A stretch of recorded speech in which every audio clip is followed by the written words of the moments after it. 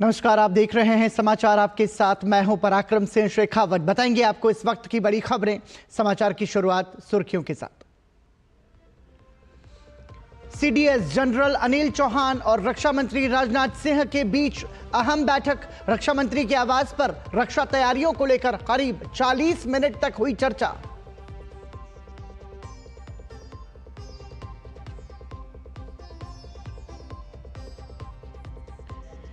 NIA ने शुरू की पहलगाम आतंकी हमले की जांच। हमले से जुड़े आतंकी मॉड्यूल का बारीकी से होगा मंथन। खुफिया एजेंसियों ने तैयार की 14 स्थानीय आतंकवादियों की सूची।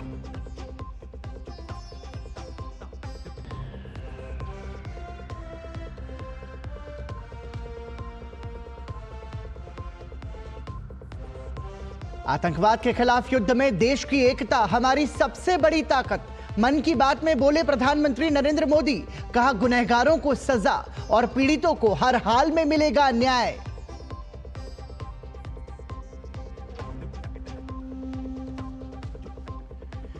दुनिया में संकट के समय भारत निभा रहा है विश्व मित्र की भूमिका। प्रधानमंत्री नरेंद्र मोदी ने मन की बात कार्यक्रम में की म्यांमार की चर्चा। प्रधानमंत्री मोदी ने दी सचेत ऐप की जानकारी। समय रहते मिलेगा प्राकृतिक आपदा और मौसम संबंधी अलर्ट। और भविष्य की हर चुनौती से निपटने को तैयार भारतीय नौसेना। एंटीशिप मिसाइलों का सफल परीक्षण। नौसेना का संदेश, देश के समुद्री हितों की रक्षा के लिए हमेशा तत्पर।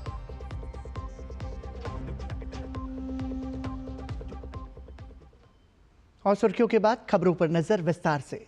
सीडीएस जनरल अनिल चौहान ने रक्षा मंत्री राजनाथ सिंह से उनके आवास पर महत्वपूर्ण बैठक की। करीब 40 मिनट तक चली बैठक में सुरक्षा तैयारियों को लेकर चर्चा की गई। पहलगाम आतंकी हमले के बाद आतंकियों के सफाए और भविष्य में सुरक्षा की रणनीति के लिहाज से इस मुलाकात को बेहद महत्वपूर्ण माना जा रहा है।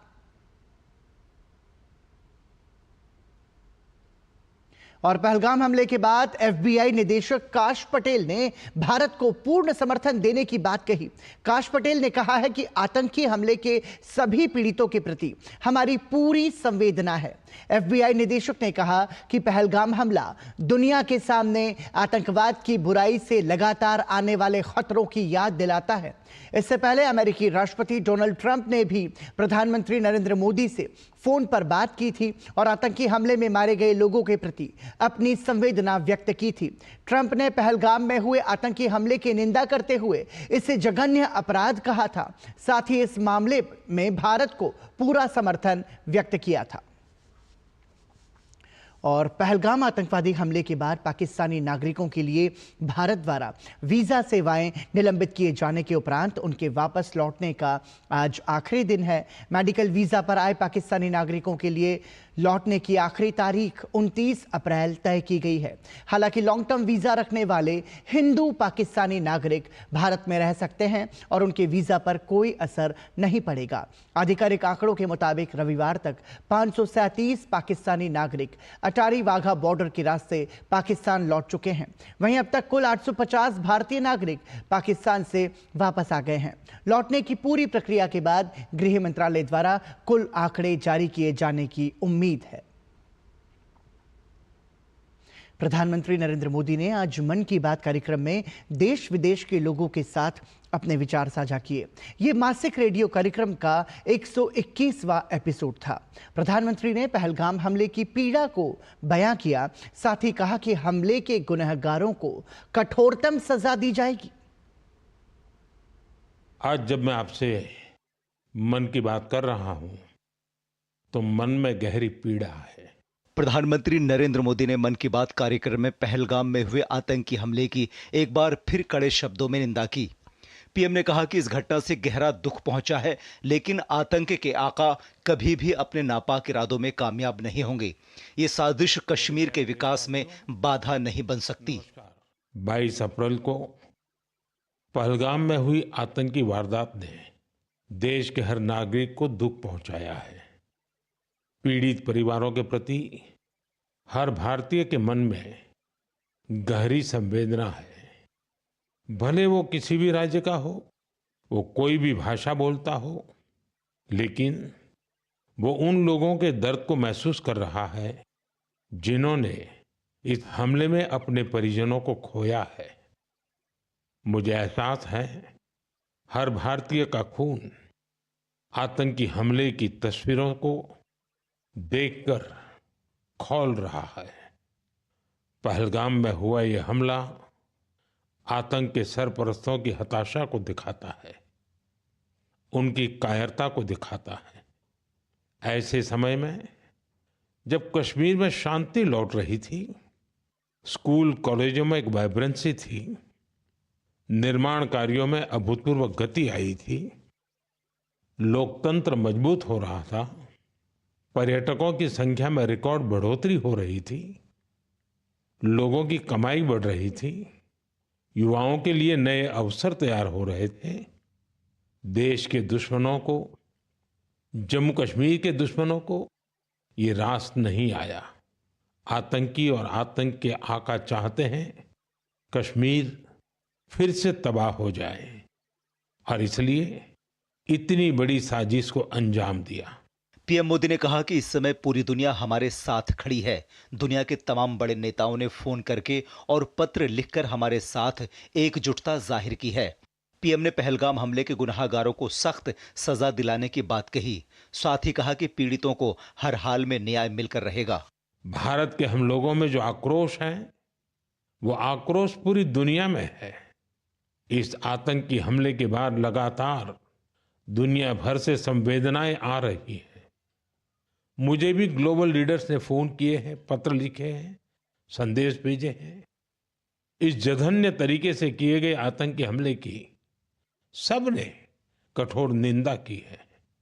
उन्होंने मृतकों के परिवारजनों के प्रति संवेदनाएं प्रकट की है। पूरा विश्व आतंकवाद के खिलाफ हमारी लड़ाई में 140 करोड़ भारतीयों के साथ खड़ा है। मैं पीड़ित परिवारों को फिर भरोसा देता हूं, उन्हें न्याय मिलेगा, न्याय मिलकर रहेगा। इस हमले के दोषियों और साजिश रचने वालों को कठोरतम जवाब दिया जाएगा। पीएम मोदी ने कहा कि आतंक के खिलाफ लड़ाई में 140 करोड़ देशवासियों के साथ ही पूरा विश्व भारत के समर्थन में खड़ा है। Bureau report, DD news. लोगों ने प्रधानमंत्री नरेंद्र मोदी के मन की बात कार्यक्रम को सुना। श्रीनगर में लोगों का कहना है कि प्रधानमंत्री के सबल नेतृत्व में पूरा देश आतंकवाद के खिलाफ एकजुट है और आतंकवाद का सफाया जरूरी है। श्रीनगर में लोगों से बातचीत की हमारे संवाददाता अश्विनी मिश्र ने। श्रीनगर में बड़ी संख्या में लोगों ने मन की बात सुनी। हम उनसे जानना चाहेंगे। प्रधानमंत्री जी ने एक बार फिर देश को आश्वस्त किया कि इस घटना में शामिल ऐसे लोग आतंकवादी या फिर आतंकवादियों के आका, उनको उनके अंजाम तक पहुंचाया जाएगा, न्याय सुनिश्चित होगा। बिल्कुल, जो एक स्ट्रांग मैसेज गया है प्राइम मिनिस्टर नरेंद्र मोदी जी ने, जो एक स्ट्रांग मैसेज दी है कि आपने जो कुछ भी किया है आपको उसका करारा जवाब मिलेगा और हमें पूरा भरोसा है प्राइम मिनिस्टर नरेंद्र मोदी जी पे। जो उन्होंने कहा है वो करके दिखाते हैं। 2019 के बाद सब चीजें पैराए पे थी, रौनक लौट आई थी, उस पर भी हमला किया गया। 2019 के बाद आप देखिए जैसे ही इन्होंने कार्यकाल संभाला, किस तरह इन्होंने वो हर एक चीज़ को अच्छी तरह निभाया। और आप देखिए एजुकेशन किस तरह इस वक्त चल रही थी, सारे स्कूल्स खुले थे, कभी हड़ताल नहीं होता था, कभी गाड़ियाँ बंद नहीं होती थी, कभी ट्रेड बंद नहीं होता था, हर एक चीज़ बड़े सामान्य हो गई थी। और ये खुशी, ये पीस इन लोगों से बर्दाश्त नहीं हुआ जो देश के दुश्मन हैं। और आज हमने मन की बात में जब मोदी साहब को सुना है, बड़े दुखद अंदाज में उसने ये एक मैसेज दी, लेकिन एक स्ट्रांग मैसेज थी। ये आंसू नहीं थे, ये एक स्ट्रांग मैसेज थी उन दुश्मनों के लिए जिन्होंने इस अमन को खराब करने की कोशिश की। पिछले दिनों देखा बहुत तगड़ा प्रदर्शन हुआ, एहतजाज, मतलब लोग घरों से निकले, लाल चौक पर पहुंचे, कैंडल लाइट लेके सबने श्रद्धांजलि अर्पित की। कश्मीर से लेकर कन्याकुमारी तक पूरा देश उठ खड़ा हुआ है आतंकवाद के खिलाफ निर्णायक लड़ाई में। लोगों को भी अब पता चला, जम्मू कश्मीर के लोगों को भी, कि ये इन चीज़ों से कुछ नहीं निकलेगा। हम मोदी जी के साथ हैं, मोदी जी का विकास, सबका साथ सबका विकास में हम साथ दे देंगे और इसी देश को आगे हम बढ़ाएंगे।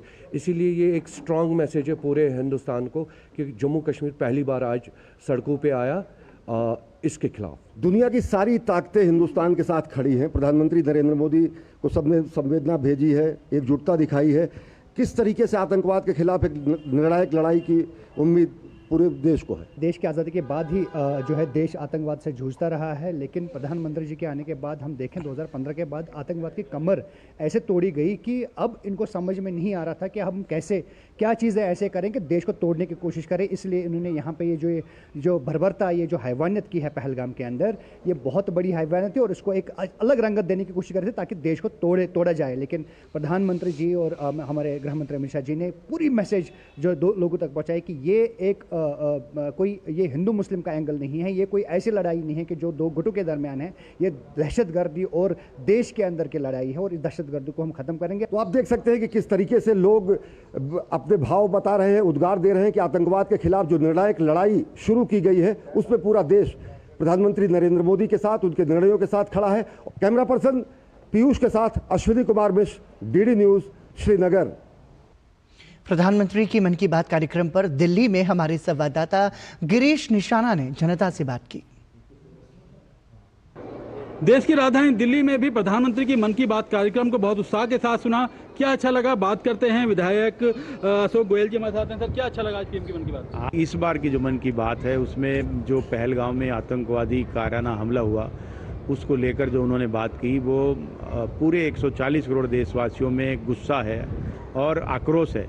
और उनके मन की बात आज माननीय प्रधानमंत्री जी ने की और कहा कि कठोर से कठोर कदम उठाए जाएंगे, आतंकवादियों को और उनके पनाहगारों को बख्शा नहीं जाएगा। और मन की बात हमेशा जो पूरे देश में जो अच्छे काम हो रहे हैं उसके बारे में, महापुरुषों के बारे में आदरणीय प्रधानमंत्री जी जानकारी देते हैं, जिससे कि हमें पूरे वर्ष अगले महीने एक नया ऊर्जा मिलती है, नई प्रेरणा मिलती है, आत्मबल मिलता है कि हम लोगों को भी ऐसे अच्छे काम करने चाहिए। आज क्या अच्छा लगा सर आपको? आज की मन की बात में साइंस को लेके, टेक्नोलॉजी के लेके आदरणीय मोदी जी ने बहुत अच्छी बात रखी। हमारे साइंटिस्टों को सदा उनका साथ मिलता है। आदरणीय मोदी जी ने इस देश को इतना मजबूत देश बना दिया है कि दूसरे देश भी एक आशा की किरण से हिंदुस्तान की तरफ देखते हैं। और हमारी साइंस और टेक्नोलॉजी ने इतनी तरक्की कर ली है कि दूसरे देशों की सैटेलाइट भी हमारे हिंदुस्तान द्वारा आकाश में छोड़ी जाती है। सर, आज आपको क्या अच्छा लगा पीएम की मन की बात? 121वीं मोदी जी की मन की बात में आज बहुत ही प्रेरणादायक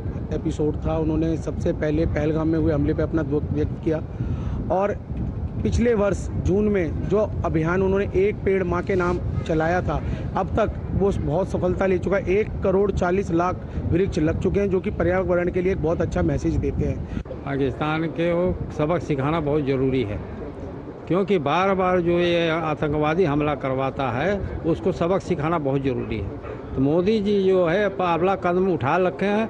आज जो है 7 जो है उनके आतंकवादी हम अड्डों को ध्वस्त किया है। ये करेंगे, इंशाल्लाह ज़रूर करेंगे। तो लोगों में अलग एक जोश दिखाई दे रहा है और लोगों में रोष भी ये है कहीं ना कहीं पहलगाम के हमले को लेकर, और प्रधानमंत्री ने खुद भी आज जिक्र किया अपनी मन की बात कार्यक्रम के अंदर। कैमरामैन मोंटी सिंह के साथ गिरीश निशाना, डीडी न्यूज, दिल्ली। और समाचार में रुक रहे हैं एक ब्रेक के लिए, आप देखते रहिए डीडी न्यूज। असम का चाय वर्ल्ड फेमस है, सबको पता है। चाय बहुत आगे रहेगी, विश्व में नंबर 1 में रहेगी। 200 glorious years of Ashanti. The saga will continue for many more centuries to come. जब धरती चीर कर निकलता है लोहे का पत्थर और मिलता है मोंगिया के जोश से, फिर तपता है, पिघलता है और बनता है फौलाद। अब होता है सरिया सारी खूबियों के साथ। मोंगिया स्टील, मजबूत देश का मजबूत सरिया। एक बार फिर आपका स्वागत, आप देख रहे हैं समाचार। भाजपा नेता प्रदीप भंडारी ने आतंकवाद को लेकर कांग्रेस पर दोहरा रवैया अपनाने का आरोप लगाया। कांग्रेस नेताओं द्वारा पहलगाम आतंकी हमले पर की गई टिप्पणियों को लेकर कांग्रेस पर जमकर हमला बोला। उन्होंने कहा, कांग्रेस आतंकवाद पर दोहरा रवैया अपना रही है। एक तरफ वो ऑल पार्टी मीटिंग में भारत सरकार के समर्थन की बात करती है, वहीं दूसरी तरफ उसके नेता पीड़ितों को अपमानित करने का काम करते हैं और पाकिस्तान को कवर फायर देते हैं। Congress party good cop bad cop खेल रही है। एक तरफ अपने वचनों के जरिए ऑल पार्टी मीटिंग में कहते हैं कि हम कंप्लीटली समर्थन करेंगे, दूसरी तरफ अपने अलग अलग नेताओं से ऐसे बयान दिलवाते हैं जो विक्टिम्स को इंसल्ट करते हैं और एक तरीके से कवर फायर पाकिस्तान को देते हैं। कर्नाटक के कांग्रेस के नेता ये कहते हैं कि आतंकवादियों ने धर्म नहीं पूछा, जो एक विक्टिम्स के स्टेटमेंट्स पर इंसल्ट है। इन सब से यही साबित होता है कि जैसे 26/11 के बाद में कांग्रेस पार्टी पाकिस्तान को क्लीन चिट देने के लिए हर संभव कोशिश कर रही थी, ठीक उसी नीति और नियत के हिसाब से आज कांग्रेस पार्टी पाकिस्तान के आतंक के आकाओं को अपने बी और सी टीम्स के जरिए एक क्लीन चिट देने का प्रयास कर रही है। पहलगाम आतंकी हमले से कलाकार भी आक्रोशित दिखाई दे रहे हैं। राष्ट्रपति पुरस्कार से सम्मानित कलाकार रूपचंद ने भी एक पेंटिंग बनाकर श्रद्धांजलि अर्पित की है। साथ ही उन्होंने अपनी पेंटिंग के माध्यम से एक अच्छा संदेश दिया है। और क्या खास है रूपचंद की पेंटिंग में, इस पर खास बातचीत की हमारे संवाददाता गिरीश निशाना ने।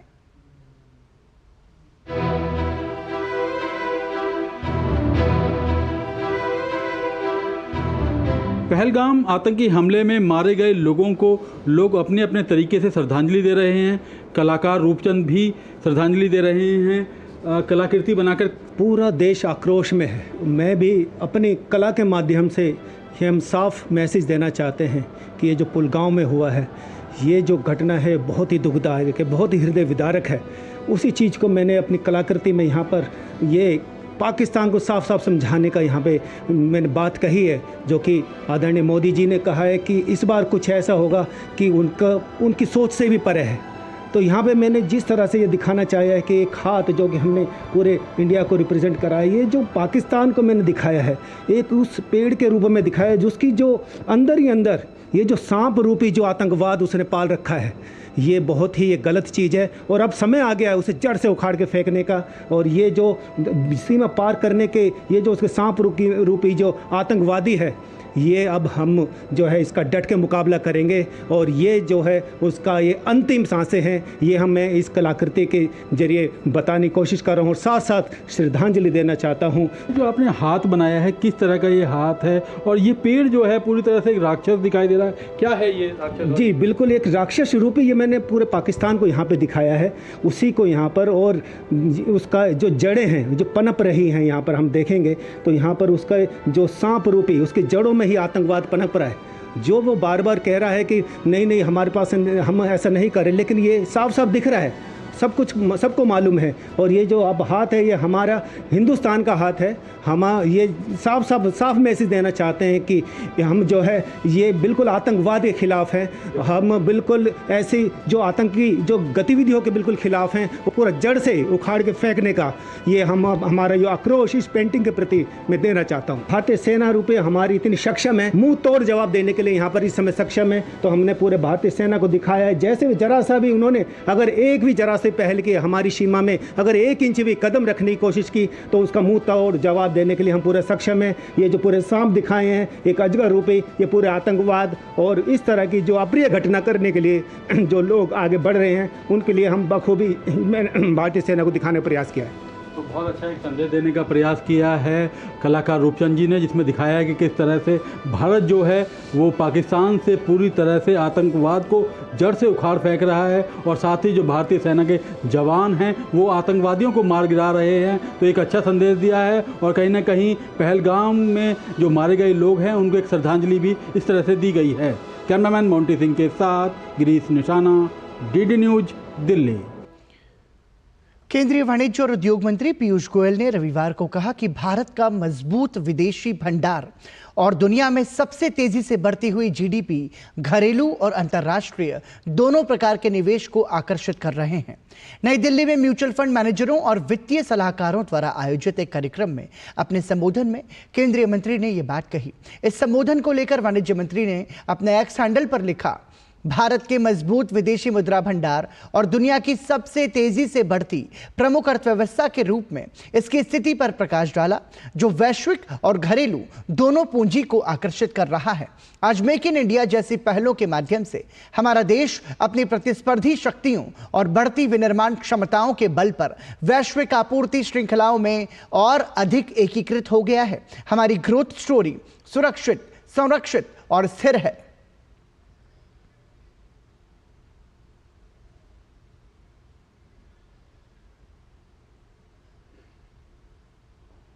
आपको बता दें कि केंद्रीय मंत्री पीयूष गोयल का बयान ऐसे समय पर आया है जब देश का विदेशी मुद्रा भंडार बढ़कर 6 महीने के उच्चतम स्तर पर पहुंच गया है। अवैध अप्रवासियों को पकड़ने के लिए गुजरात पुलिस का अभियान जारी है। गुजरात के गृह मंत्री हर्ष सांघवी ने कहा कि पिछले 24 घंटों में वलसाड जिला पुलिस द्वारा करीब 300 से ज्यादा अवैध अप्रवासियों को हिरासत में लिया गया है और ज्यादातर घुसपैठियों के अवैध बांग्लादेशी होने की संभावना जताई जा रही है। इससे पहले शनिवार को अहमदाबाद सूरत से 1000 घुसपैठियों को पकड़ा जा चुका है।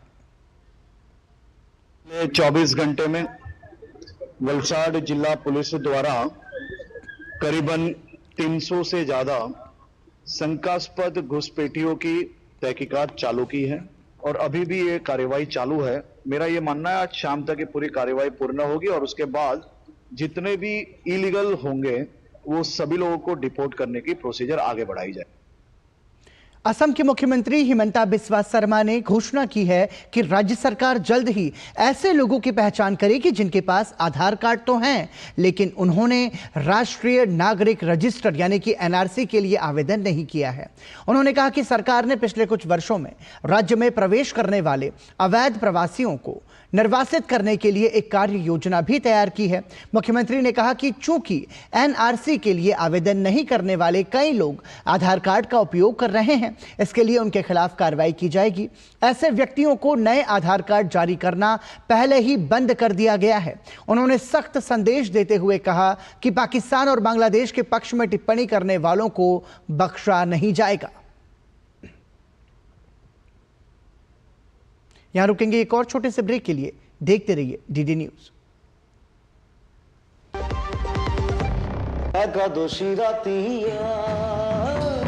Some tea is the best tea.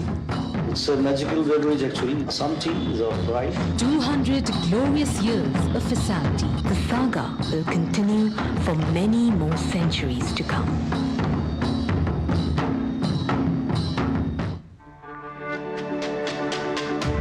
मेरी पसंद, मेरी पसंद,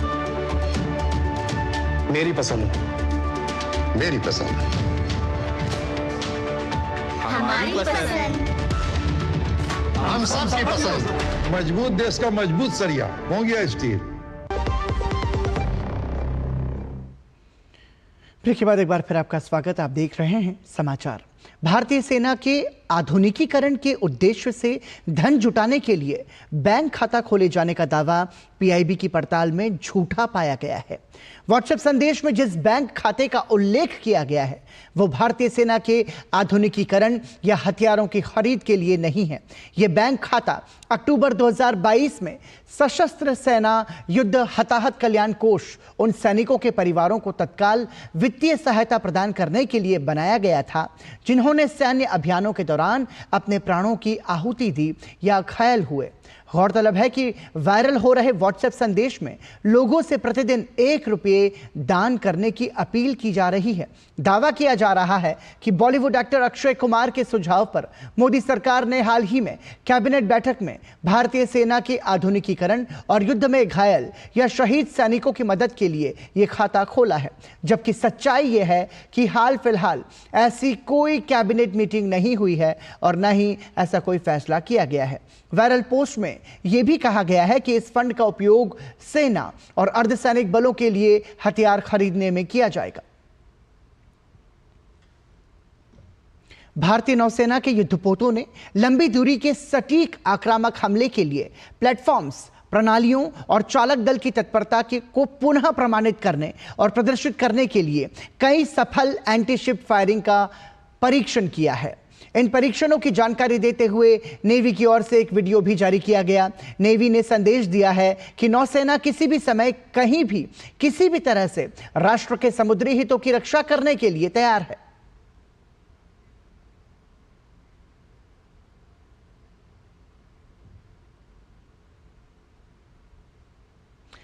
वेव्स 2025 शिखर सम्मेलन के अंतर्गत एनिमेशन फिल्म मेकर्स चैलेंज का आयोजन किया जा रहा है।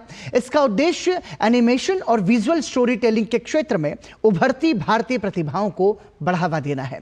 इस प्रतियोगिता में पूरे भारत से 42 फाइनलिस्ट चुने गए हैं, जिनमें से प्रत्येक को उनकी कहानियों, विजुअल पेश करने के तरीकों और संभावित वैश्विक प्रभाव के आधार पर चुना गया। इन प्रतिभागियों में छात्र, फ्रीलांसर और कलाकार शामिल हैं। ये रिपोर्ट देखिए और इस रिपोर्ट के साथ आपको हम छोड़े जाते हैं। नमस्कार।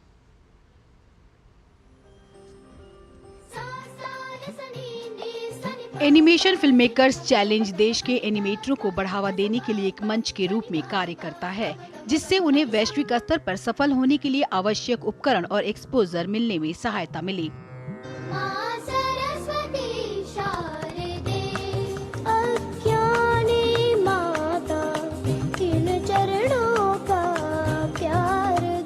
सूचना और प्रसारण मंत्रालय द्वारा संयुक्त रूप से समर्थित और डांसिंग एटम्स द्वारा आयोजित यह चैलेंज एनिमेशन और डिजिटल स्टोरी टेलिंग में वैश्विक पहचान बनाने की भारत की बढ़ती महत्वाकांक्षा का प्रतिनिधित्व करती है।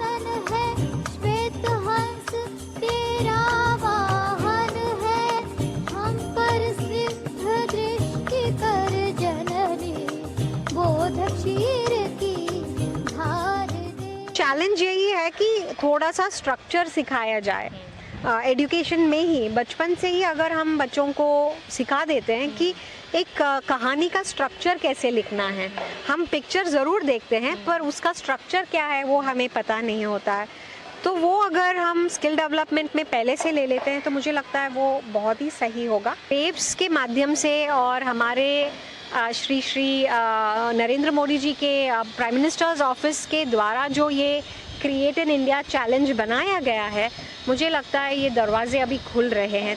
शंघाई में ड्रीम वर्क्स एनिमेशन में क्रिएटिव मैनेजमेंट की प्रमुख और रिदम एंड ह्यूज एशिया की कार्यकारी निदेशक सहित कई महत्वपूर्ण भूमिकाएं निभाने वाली सरस्वती ने लाइफ ऑफ पाई और द गोल्डन कंपास जैसी फिल्मों में योगदान दिया है।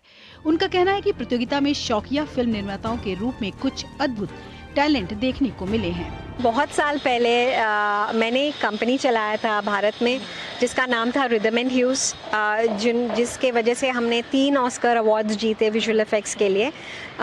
तो तब मैं बहुत ही छोटी थी और तब जो बच्चे आ रहे थे, तब जो